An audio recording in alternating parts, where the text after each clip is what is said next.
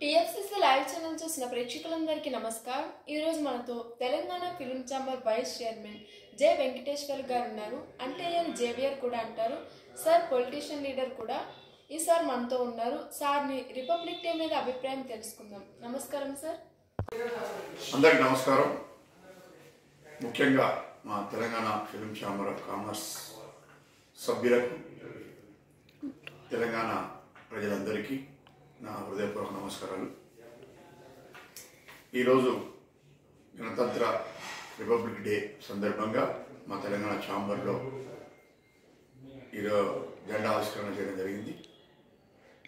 దాని సందర్భంగా భవిష్యత్తులో తెలంగాణ ఛాంబర్ తీసుకోవాల్సిన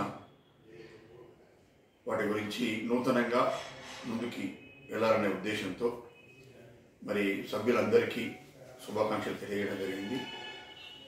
భవిష్యత్తులో తెలంగాణ ఛాంబర్ని ఉన్నత శిఖరాలకి చేర్చే విధంగా తెలంగాణలో ఉన్న 24 క్రాఫ్ట్స్ ఆర్టిస్టులకి, 24 క్రాఫ్ట్స్లో ఉన్న టెక్నీషియన్స్కి అందరికీ మంచి జరగాలని, తెలంగాణ ఛాంబర్ నుంచి సహాయ సహకారాలు అందుతాయని చెప్పని మా అధ్యక్షుల వారు పతాని రామకృష్ణ గౌడ్ గారి సమక్షంలో నిర్ణయించడం జరిగింది. మరి